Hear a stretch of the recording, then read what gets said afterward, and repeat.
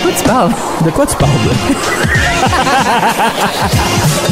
Bienvenue à notre émission De quoi tu parles de. Mon nom est Nicolas Monette. Et moi, Marc-Antoine Joly. Et puis aujourd'hui, notre invité, elle a pas que le parcours. Ça n'a pas de sens. Gagner la voix, Oui. lancer un premier album, avoir une nomination à la disque, et non seulement être en nomination, mais aussi faire un show pendant le plus gros gala de Francophone musique qui francophone. Malade. De quoi tu parles de Sophie Grenier? Ça va bien?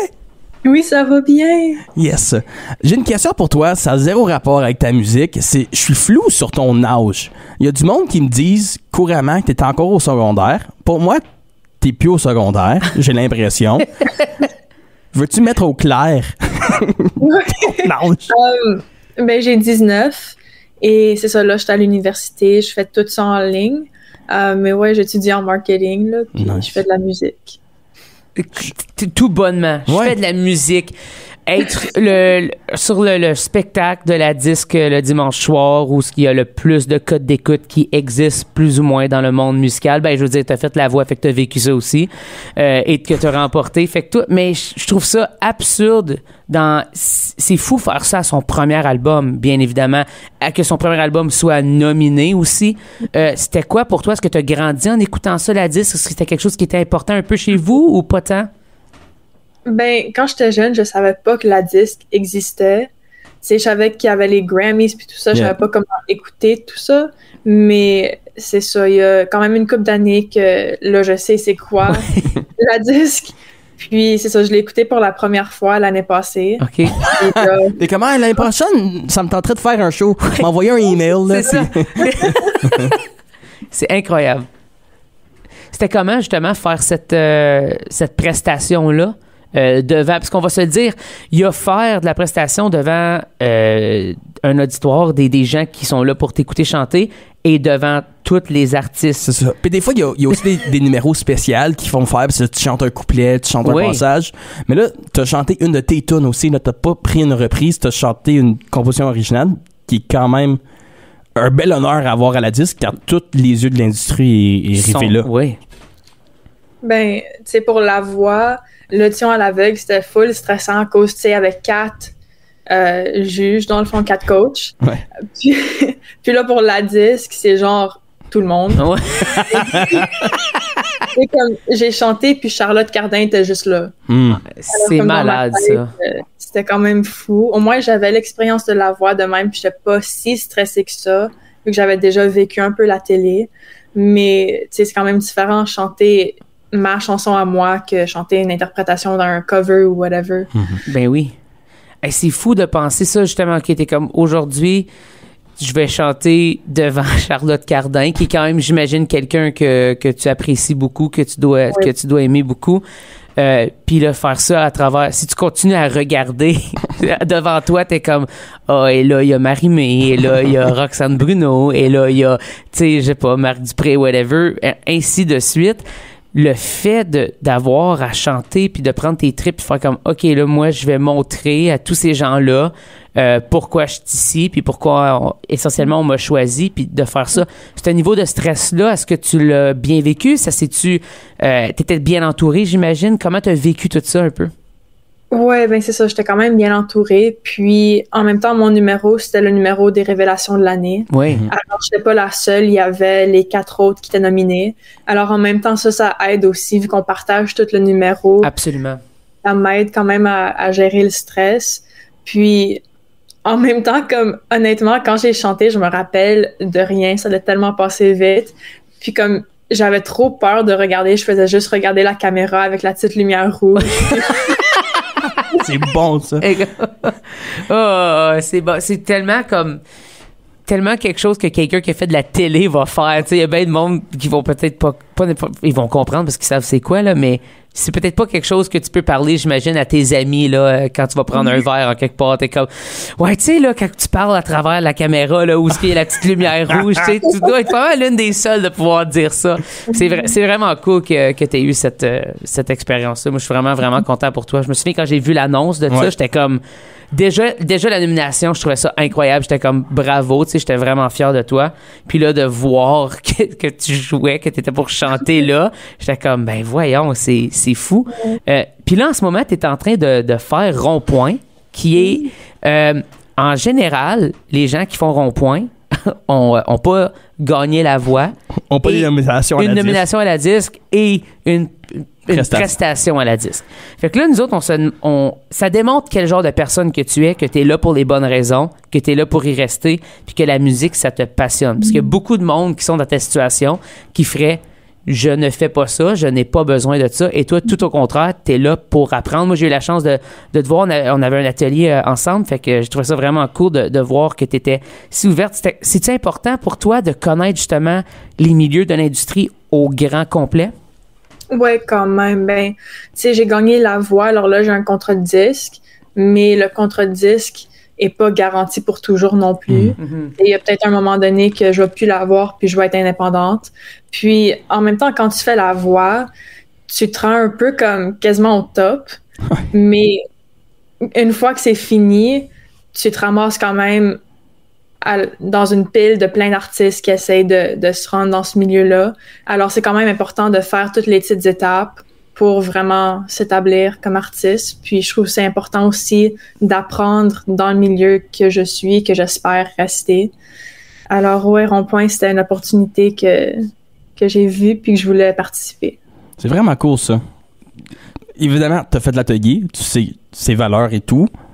J'ai pas fait de l'atelier parce que j'ai pas de talent en musique, mais ça confirme juste que t'es une bonne personne. Ben, moi, c'est ça. Quand j'ai vu que t'étais là, évidemment, tu sais, en général, c'est pour des gens qui commencent et tout ça. Puis oui, bien évidemment, tu commences dans l'industrie, tu sais, mais tu commences avec...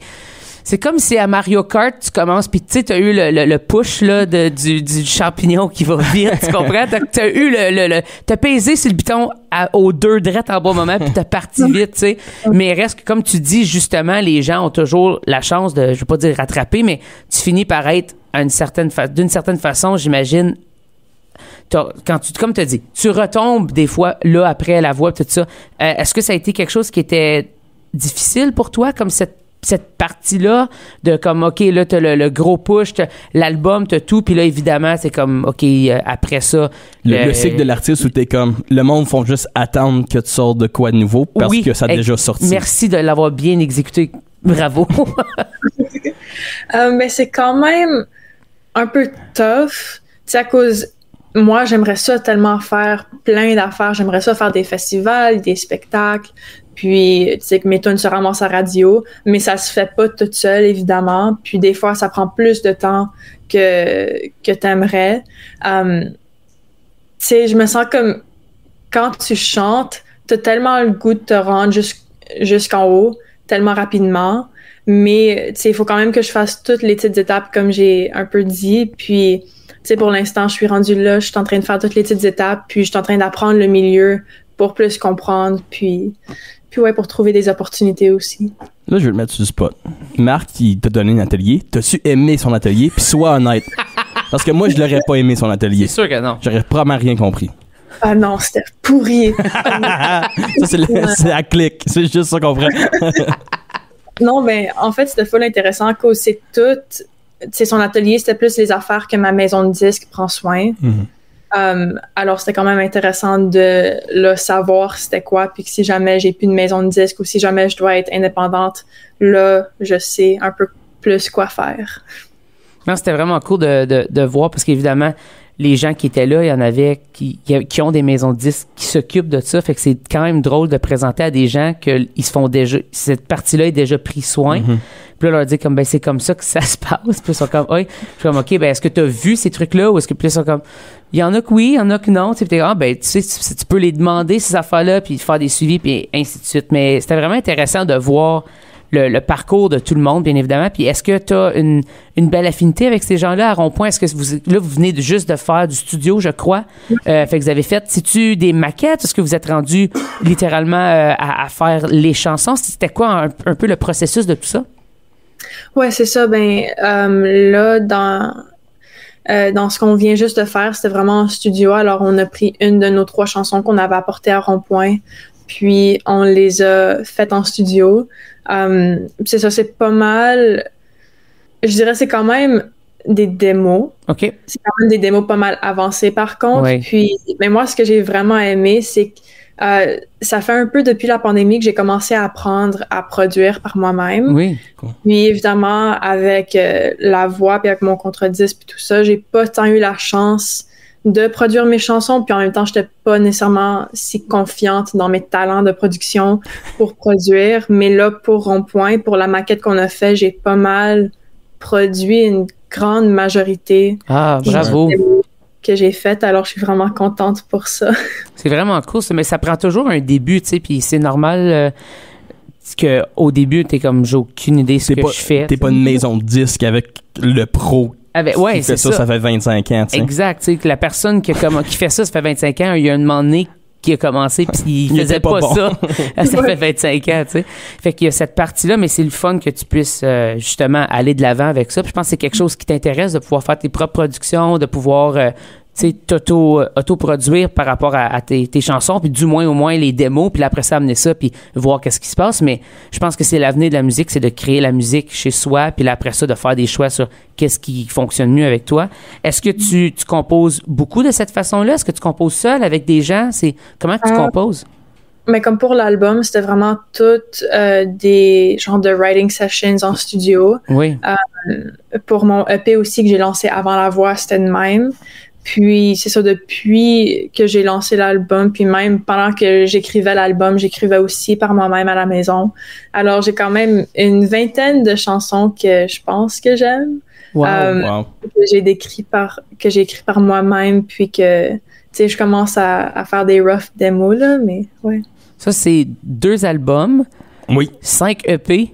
Ou 20 singles. Oui. C'est ça beaucoup. dépend comment tu veux les lancer. Mais c'est beaucoup. Je peux même pas dire que moi, j'ai 20 pièces. Non, j'en ai plus 20 pièces. C'est ça. Toi, t'en as, puis je trouve ça incroyable. C'est rare, ça, les gens qui ont autant de chansons juste en banque comme ça. Est-ce que tu écris à chaque jour? Comment est-ce que tu fais ça? Est-ce que tu suis l'inspiration ou tu te donnes des moments? Parce que t'as l'air de quand même quelqu'un d'ordonné et de méthodique, je pense, un peu. Ça se peut-tu? Ouais. Ben, quand ça vient pour écrire des chansons, c'est quand même un peu random. Mais souvent, ce que j'aime faire, c'est aller sur YouTube puis juste chercher tight beats. OK. Oui.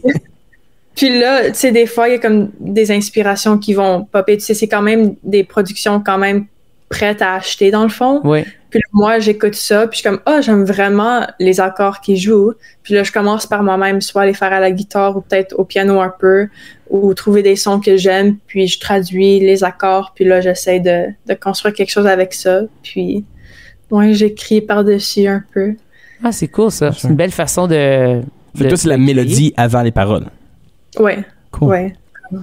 On n'a pas eu peut-être c'est moi qui n'a pas eu la chance de te voir, mais je savais pas que tu jouais comme le piano et la guitare. Est-ce que c'est quelque chose que, comme dans ton spectacle, que tu veux intégrer? Parce que, évidemment, on te connaît pour ta voix. On te connaît avec ta présence scénique aussi, qui est comme imposante. C'est comme, on te regarde puis on t'entend chanter, mais on fait comme, ça se peut pas, ce voix-là, tu sais. On vit ce moment-là, tout le monde, quand on te voit. Mais est-ce que de jouer un instrument pour toi en spectacle, c'est quelque chose que tu aimerais faire ou que tu fais, en fait? Je sais pas trop. Mais comme quand je dis jouer au piano, c'est vraiment plus placoter des accords. Là. Ouais, mais c'est tout ce que tu as besoin de plaquer des accords des fois, tu sais. C'est ça. Comme moi, quand j'écris, c'est assez. Puis c'est assez pour produire aussi. À la guitare, je suis capable de mieux me débrouiller. Je suis quand même pas si bonne que ça. J'apprends quand même mes accords barrés, là. Mais sinon, je suis capable de me débrouiller. Mais c'est ça, je me débrouille quand même. Puis je serais plus ouverte à jouer la guitare pendant mes shows que du piano. OK. Mais ouais, je sais pas. À voir. Sinon, tu peux jouer de la bass. Oui. Souvent, la bass dans un spectacle, tu l'entends le moins. Fait qu'au pire, si tu te mélanges, c'est pas la fin du monde. Oh, c'est débattable, mais je comprends ce que tu veux dire. Bang, bang. Fais juste ça dessus le tempo pis t'es correct. Là. Comme laisse faire les accords. Frappe l'accord du haut sur le 4, là. C'est ça. T'es correct. Mets le restant dans le track. Oh, lancer sur le 3 une fois de temps en temps. Non, mais c'est cool de voir que, évidemment, la guitare, c'est quelque chose que t'aimes jouer, mais drôlement, le piano en spectacle, c'est tough parce que tu te crées souvent une genre de barrière avec... Il y a certaines personnes qui vont pas te voir parce que t'as un Casio devant toi. Devant toi, exact. Tandis que la guitare, c'est un petit peu, ça s'amène partout. Ça se bouge plus facilement. Ça se bouge plus facilement. Tu peux avoir un wireless si tu veux, tu sais. On pense à Taylor Swift, tu sais. Ouais. Si elle était au piano tout le temps, ça serait pas le même show, je crois. C'est tout ce que je vais dire. Ça n'a pas rapport à Taylor Swift. Mais aujourd'hui, j'ai dit ça pour je sais pas quelle raison. Anyways. Mais en parlant de Taylor Swift, oui. Puis t'allais au gala de la disque, il y avait des Taylor Swift, genre l'équivalent canadien, genre tu t'as parlé de Charlotte Cardin qui est pas mal notre Taylor Swift, point de vue stardom Oui, absolument. francophone. Y avait-tu du monde que t'as peut-être rencontré backstage puis t'as fait comme pourquoi je t'en à avoir cette conversation-là avec cette personne-là? C'est quoi ma vie? Backstage, j'ai vu Isabelle Boulay et Rock Voisine, alors c'était quand même cool, là. Absolument. Je suis en train de marcher backstage pour déposer mes in-ears puis tout ça, puis là, sont là, mais Isabelle Boulay a dit « Oh my God, j'aime ta voix. Puis moi, je suis genre « Moi, je t'adore. » Alors, c'est cool. C'est fou d'être dans ces situations-là de tournage et tout ça. C'est comme tout le monde est sur le même pied, tu sais, tout le monde est à la même place. Fait que tu peux aller dans un backstage puis rencontrer ces gens-là puis ils parlent comme Tout bonnement comme ça, tu sais, parce que c'est leur métier, c'est comme aller au travail, tu sais, puis c'est ça. De pouvoir évidemment voir ça puis voir ces gens-là que ça fait, tu sais, des 20 ans, 30 ans et ainsi de suite qui ont cette carrière-là. Est-ce que toi, ça te dit, OK, ben moi aussi, j'ai l'option de pouvoir faire ça, puis de le faire longtemps, puis de évidemment, essayer de créer pendant toutes ces années-là? Mais oui, c'est full inspirant quand même. Puis tu sais, moi, c'est vraiment la musique que je veux faire. Puis j'aimerais ça avoir une longue carrière aussi. Si ça m'amène à l'extérieur du Québec, je serais aussi contente. Puis c'est ça, c'est le fun aussi de voir, tu sais, la disque, ils supportent encore le talent qu'on connaît au Québec depuis longtemps, puis aussi tous les nouveaux qui arrivent, comme moi, puis comme toutes les autres révélations, puis toutes les autres qui avaient leur première nomination aussi. Puis c'est quand même fou à cause, en même temps, je me sens comme une fangirl, mais là, je suis en arrière avec eux, alors c'est full cool. Ça doit être difficile à gérer ça à l'intérieur. T'es comme super excité, puis en même temps, t'es comme, mais moi aussi, je suis une professionnelle et je fais partie de ce spectacle. C'est moi la star. Je suis aussi une star aujourd'hui. T'as-tu gagné la voix, toi, Rock Voisine? Non, je pense pas. Donc, j'ai gagné. T'as même pas tourné une chaise. Même pas une. C'est bon, ça. Ouais. C'est très drôle. C'est vrai que c'est une question de perspective quand ça vient à ça. Tu sais, comme il y a beaucoup de ces artistes-là qui ont pas le même cheminement. Puis ça démontre à quel point il y a différents cheminements. Rock Voisine qui, un accident de hockey de draw, a fait je vais faire de la musique. Savais-tu qu'il grattait sa guitare dans le marché bail, puis c'est comme ça qu'il a pogné son start? Il était busker dans le marché bail, puis à un moment donné, comme dans le temps, ça se passait de même. T'allais voir les personnes dans la rue faire, puis il y a un booker qui a fait comme t'es bon, toi, veux-tu une carrière? Puis je pense qu'il a dit oui. Mais moi, j'aurais dit oui aussi. T'as fait ça, mais toi, en avant de la télé devant genre 4 millions de personnes. Mm-hmm. Fait que c'est ça. Essentiellement, ça a juste changé. C'est fou, la vie, hein? T'es comme, ça n'a pas rapport, mais les deux, c'est comme essentiellement des vitrines très différentes, puis là, ça a cette carrière-là. Qu'est-ce que tu nous réserves pour le futur? Évidemment, t'es en train d'écrire, de faire des chansons. T'as-tu des shows qui s'en viennent? T'as-tu des trucs que tu veux partager avec nous? Rond-Point, vous faites un show, ça je sais, oui, me semble. En décembre, hein? Oui. Les dates sont sorties, puis on les a juste pas vues, ou sont pas sorties encore?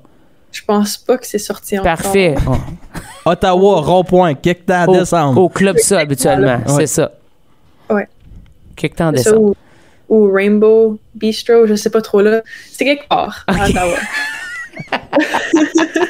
Un ou l'autre. Ouais.